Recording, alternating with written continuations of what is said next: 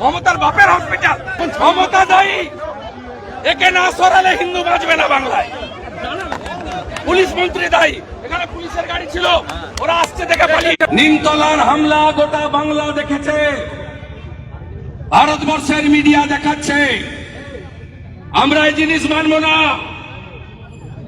অবিলম্বে জিহাদিদের যদি গ্রেপ্তার না করা হয়, উচ্চ মাধ্যমিক পরীক্ষা মঙ্গলবার শেষ হলে আমরা তমলুক নগরে সমস্ত হিন্দু সংগঠন মিলে বন্ধের ডাক দেব এবং ভারতীয় জনতা পার্টির সমস্ত রাষ্ট্রবাদী কর্মীরা রাস্তায় নামবে। আমরা নিমতলাতে এসেছিলাম। আপনার নাম কি? সুজিত মিশ্র। তিনি দেখুন আপনারা চোখের সামনে সরকারি হসপিটাল, কাল থেকে তাকে ভর্তি নেয়নি। সরকারি হসপিটালটাকে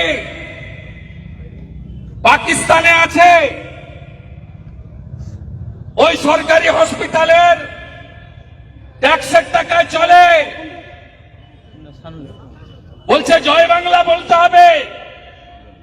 সরাসরি রাজ্যের শাসক দল তৃণমূল কংগ্রেস, তার পুলিশ মন্ত্রী মুখ্যমন্ত্রী মমতা ব্যানার্জির প্রত্যক্ষ মদতে নিরীহ হিন্দু জনগণ এবং দোকানদারদের উপর হামলা হয়েছে।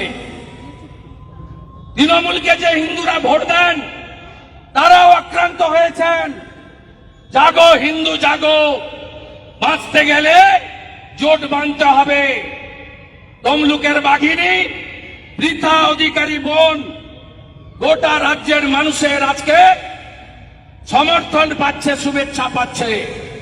পৃথা বোন মা বর্গভীমার আশীর্বাদ নিয়ে মা মাতঙ্গিনী হাজরার মাটিতে আজকে বাঘিনীর মতো লড়াই করেছে।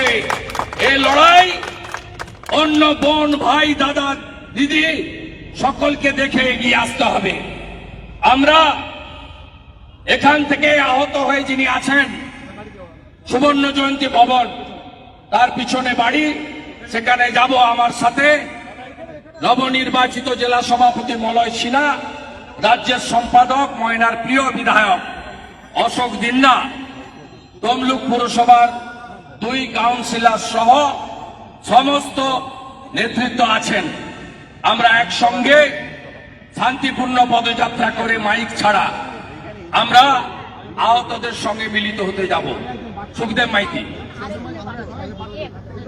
এই মানুষ শব্দ তুলে নার্সিংহোমে নিয়ে যাও, একে কলকাতা নিয়ে যাও, কলকাতা নিয়ে যাও। আপনি তো কোনো ব্যাপারে যুক্ত ছিলেন না। ফোনে দাঁড়িয়েছিলাম বাসের কাছে, ওরা এই শটে যায়নি, ওরা গ্রিল টুকিয়ে আমাদেরকে মারছিল। অপরাধ কি? আপনি হিন্দু? বলছে তুই হিন্দু না মুসলিম? আমি হিন্দু। দেখুন দেখুন যে হিন্দুরা এখনো মমতা ব্যানার্জির দলের পো ধরে আছেন, দেখুন একটু। তমলুকের বাঘিনী পৃথা জিন্দাবাদ।